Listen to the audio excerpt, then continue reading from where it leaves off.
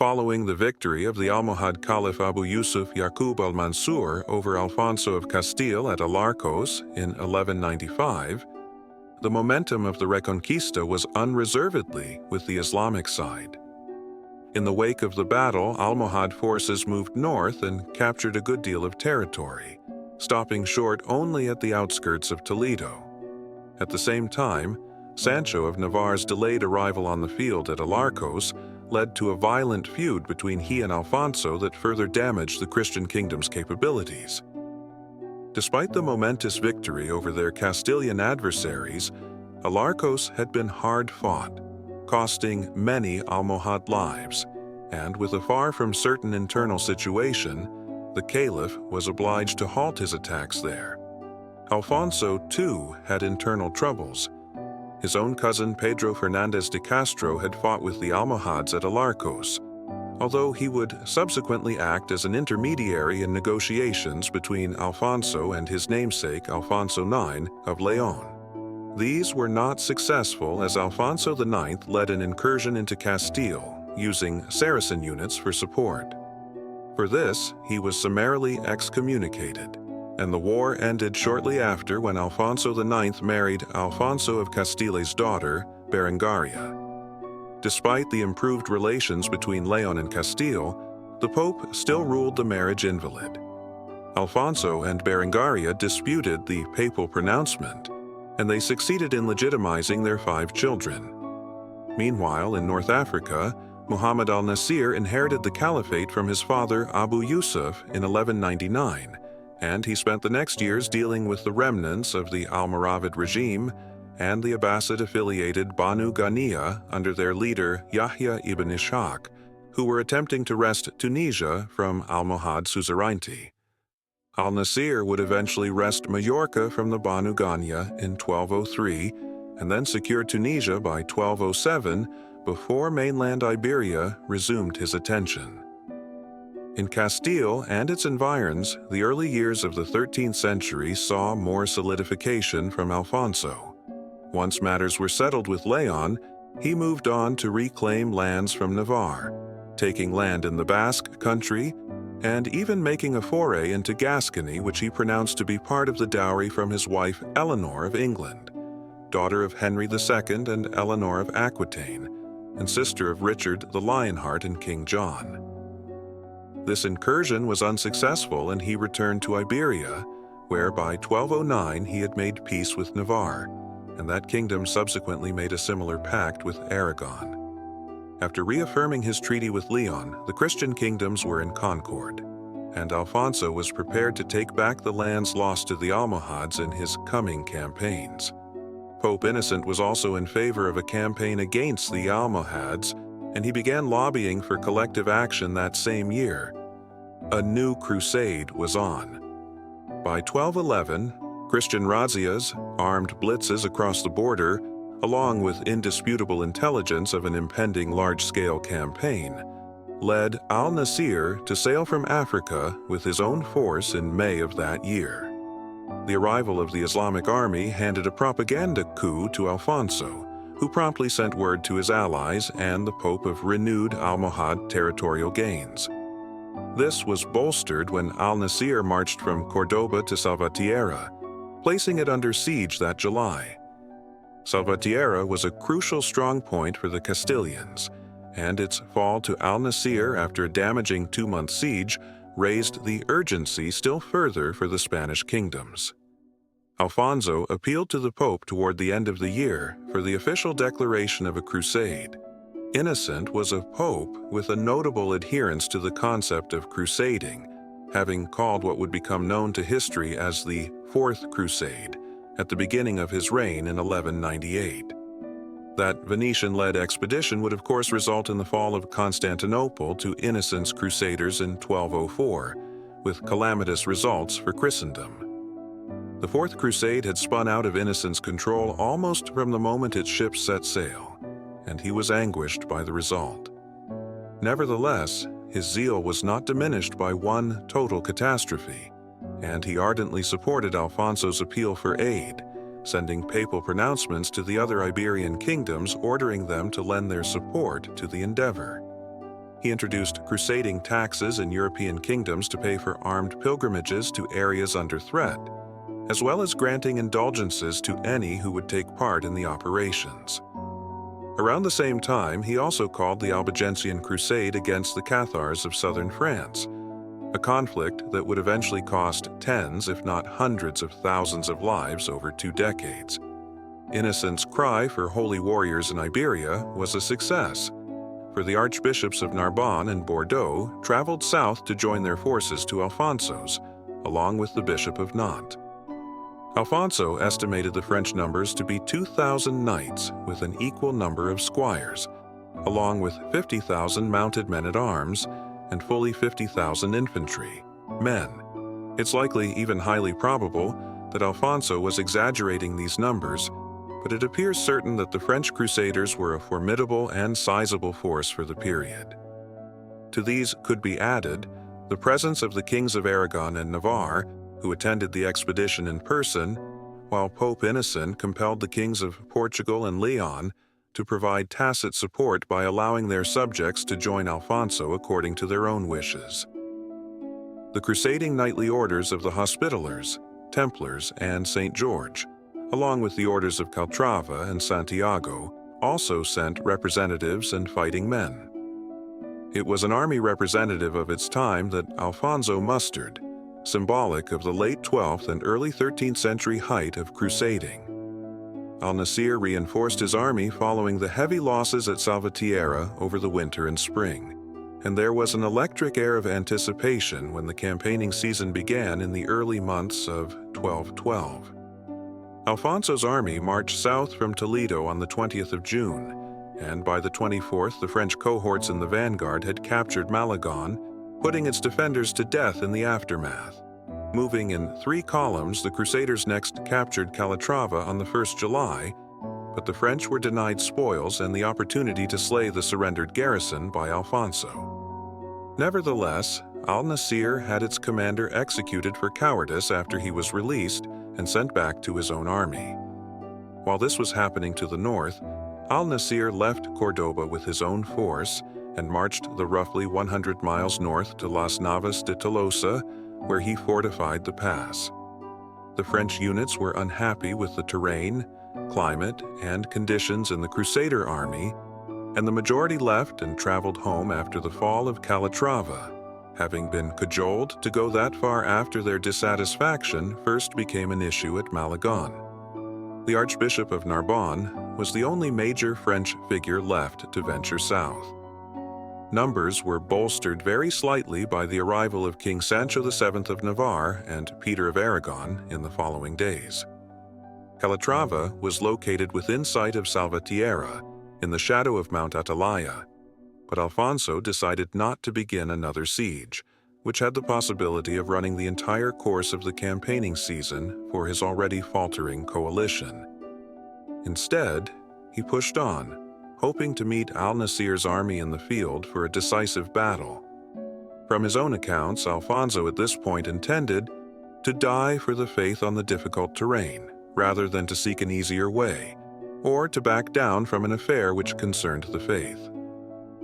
This assertion was tested in full when the reports came to him that the Caliph had barred the pass after Alfonso's vanguard had taken control of the crest of the peak and Ferre Castle. An Almohad counterattack was seen off by knights from Poitou and Vienne, and so Al-Nasir's forces had moved down the mountain to focus on a defensible point. The pass was such that Alfonso estimated just 1,000 men could hold it against an opposing force of even infinite numbers. It was a baking Andalusian afternoon in July of the year 1212. Riding through clouds of grit and dust, scouts of Alfonso VIII, King of Castile, approached with disheartening news. The Almohad army of Muhammad al-Nasir has occupied the Losa Canyon and fortified the pass to the Mesa del Rey. The king looks at his fellow monarchs, Sancho VII of Navarre and Peter II of Aragon, and sees in their expressions the same disconsolate thoughts that now assail him. With their French allies already having abandoned the crusade and ridden north due to disaffection, heat, and exhaustion, Alfonso can see that his own men and remaining allies are wilting under the torrid climate. That night, the three kings, the commanders of the Crusader knightly orders, clergy, and magnates like Rodrigo Jimenez del Rada, Archbishop of Toledo, and Diego López de Haro, Lord of Biscay, retire to Alfonso's camp tent and try to find a solution to the dilemma. The campaign began with all of the initiative and momentum on the Christian side, but now it seems that Muhammad al-Nasir has stolen the impetus of their campaign season. To undertake a frontal assault on such a defensible position would be tantamount to suicide, but at the same time, the Christian army is running low on supplies, water, and morale. Yet Alfonso remains steadfast in his insistence that the campaign will continue until victory. He has paid for the entire expedition out of his own pocket, and he has weathered the criticism of allies for being too lenient to Jews and Muslims alike since its inception. Now, though, it seems that his enemy has flummoxed him, leaving Alfonso with the choice of death or a demeaning withdrawal. While the kings and their courtiers ruminate, darkness falls over the Sierra Moreno mountains. Alfonso glowers at his cup in silence at the same time that a diminutive figure, clad in a light woolen cloak, slips through the Castilian sentry line and walks unhurriedly along the precincts of the camp, at first going unnoticed by the rank and file, as well as their officers, and only being challenged when he locates and attempts to enter the king's tent. Alfonso looks up at the noise and asks his attendants to investigate the disturbance. They return to tell him that there is a peasant, a man of indeterminate age but seemingly a Christian, who says he has a message he will share only with the king. Alfonso orders that the man be brought before him. The commoner appears rough, even to men who have been in the saddle for weeks riding in the wilds of southern Iberia, but Alfonso asks him to share his message. The sullen nobles and prelates watch from their assigned places, candlelight flickering shadows on their unshaven and scorched features. The man says that he is Martin al-Hajja, a shepherd and a native of these mountains, and he would like to help the Christian army of Castile. Alfonso politely refrains from joking that some mutton would be welcome and instead encourages al-Hajja to continue. The shepherd has been watching the two armies from high on the hills, and though he has seen the Christians send scouting and foraging parties, he wonders why they are not investigating the other pass. "There are no enemy soldiers there," he says. Alfonso sits forward, asking if the shepherd can show them this other pass. Martin al-Hajja replies that he will guide them to it immediately. He has placed a cow skull on the path, and all Alfonso's men need do is follow it onto the plain. The next morning, Caliph Muhammad al-Nasir and his generals attend Friday morning prayer, where from the corner of his eye the Almohad ruler can see agitated officers moving back and forth as he is leading the high command in their devotions.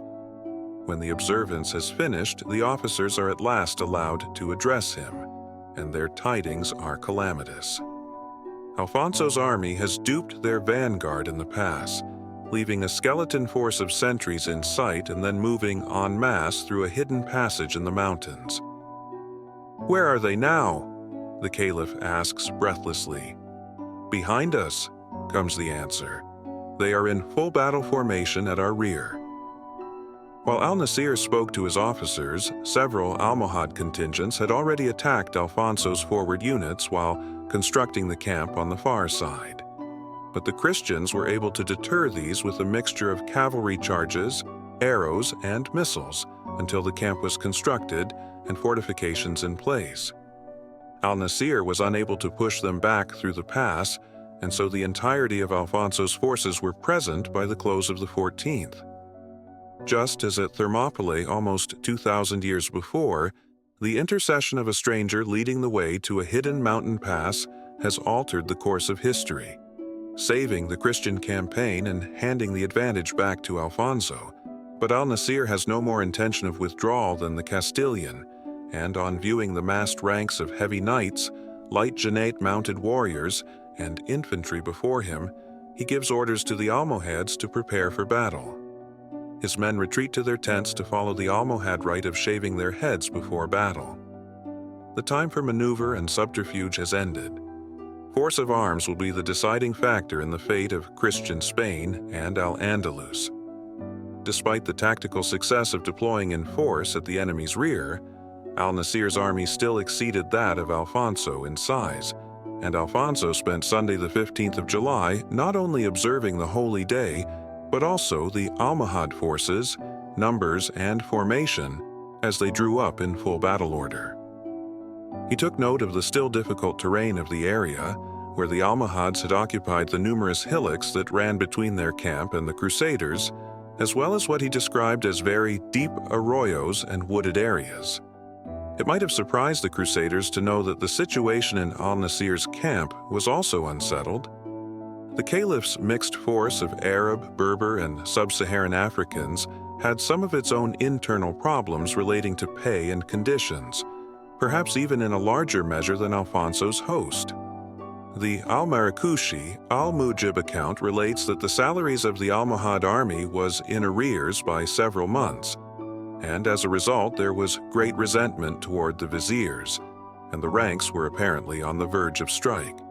Perhaps more pertinently, the Almohad units had refused to train or practice with their weapons for weeks before the battle, a very foolhardy approach when one is facing a motivated, experienced enemy in conditions that will require stamina and endurance in the most trying of environments.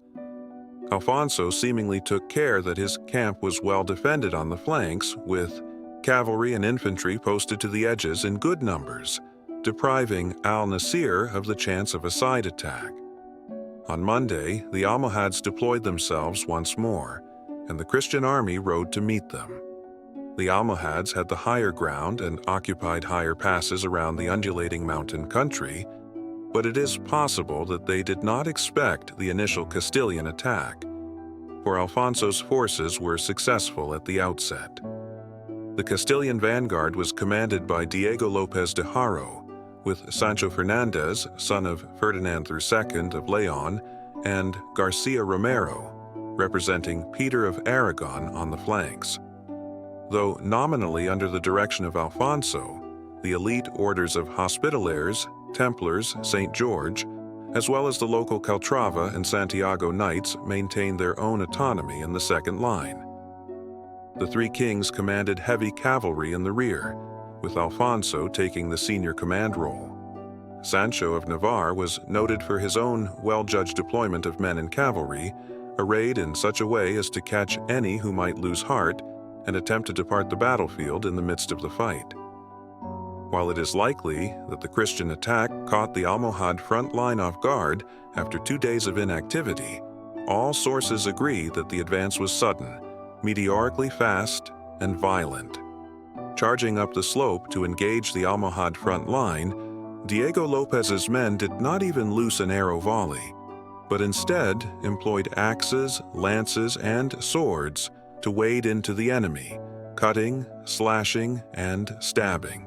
The Almohad front line disintegrated after a short but ferocious infantry exchange, with some units retreating back, others buckling under the pressure of the Spanish armies and the crusading orders, and still more falling victim to panic and fleeing in whichever direction seemed to offer safety. The Allied Crusader line followed the fleeing Almohads further up the hill, but a painful surprise was waiting for them there. Dug in around the gullies and natural redoubts of the terrain, the Almohad heavy infantry formations were a formidable reserve, and their firm and practiced defensive maneuvers, honed over decades of fighting against both Almoravid and Christian armies, created an impenetrable wall. The front line of these Almohad squares consisted of spearmen, with shorter lances and throwing javelins placed in the second line. The third line consisted of slingers, their sacks no doubt bulging with sharp rocks taken from the hard scrabble ground of the Sierra Moreno. Diego's advance units ran into these squares, out of breath from their pursuit and likely not in any strict order or formation. The long spears of the front line held the Crusaders in place while they swung desperately to break through but lacked the range. At the same time, The Almohad backlines raked and peppered them with stabbing javelins and slashing rocks. A savage contest followed, both sides unwavering in their fervor to give no ground. Slowly, the Almohad line gained traction, using their elevated position and the range of their weapons in close quarters to wear down the Crusaders. Though Alfonso's force had archers, they were of no use with the two armies in such close proximity, while the much more numerous Almohad slingers could fire at will. After hard, hand-to-hand fighting, the Crusaders' units began to fall back, many of them pronouncing the cause to be lost. The front lines turned back into the second, and the situation took on the prospect of a panic. Even though the Almohad units were in a state of near rebellion against their commanders and had not conditioned themselves for battle, their defensive position, coupled with their ample supply of food and water, seemed to have been enough to make the difference. According to Berenguela, Queen of Leon and Alfonso's daughter, Alfonso at this point rode forward with his own battle company and steadied the Crusader front line. This action was effective enough to stabilize the situation and force a limited withdrawal of the Almohad advance units. Once Alfonso had returned to the rear, the Almohads launched a counterattack and he came forward again, this time driving the Almohads back as far as al-Nasir's own position. Here, the Almohads once again made a stand and an attempt to run the Crusaders back down the hill. But the front lines held, and it became another melee.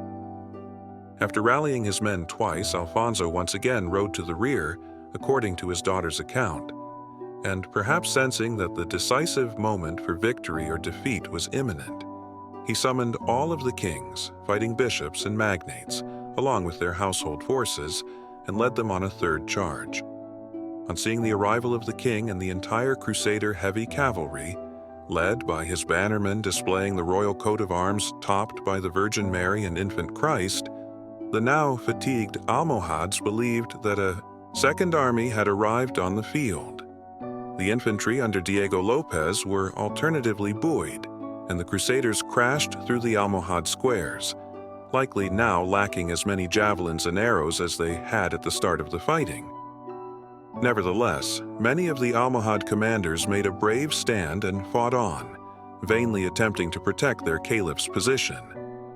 This was said to have been guarded by a heavy chain and a picked band of African guardsmen. But Sancho, king of Navarre, made a bold dash, destroyed the chains and scattered the guard. Al-Nasir himself fled the field, and this precipitated a general rout. It was at this moment, rather than in the violence of the fighting itself, that the back of the Almohad dynasty was broken.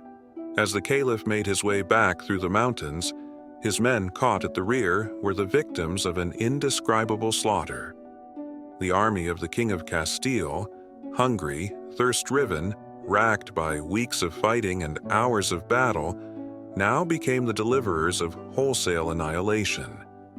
The fighting of the battle had cost thousands of lives, but defeat would cost the vanquished tens of thousands.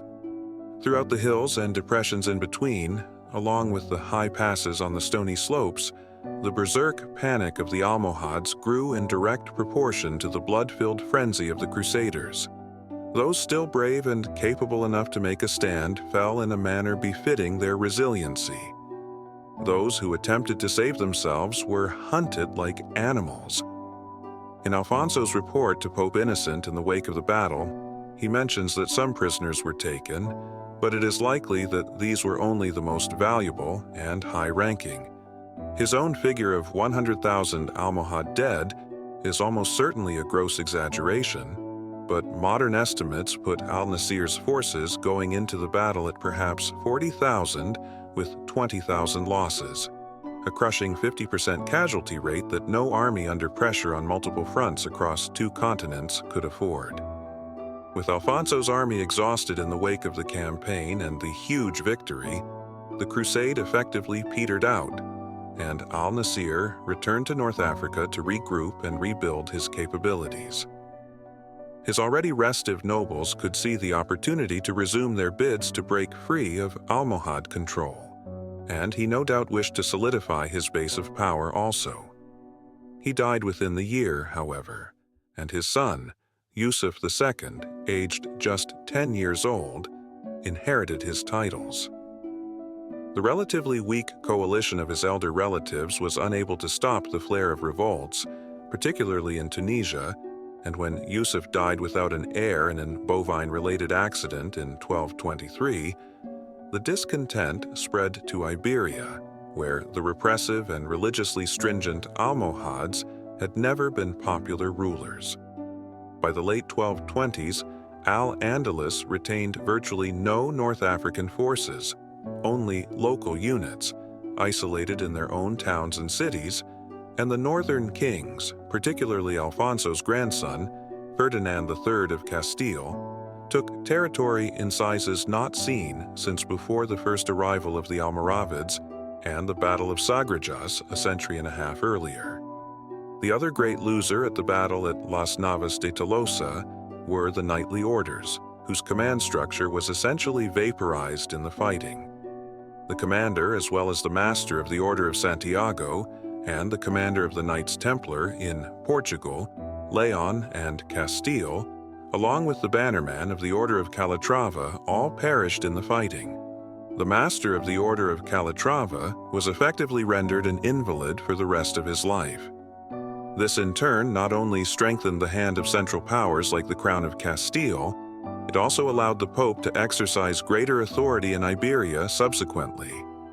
Though it would be almost 3 centuries before the last emirate fell on the peninsula, the Battle of Las Navas de Tolosa made it very clear within a short period of time to contemporaries that the Reconquista was now not just an idealized dream, but an inevitability.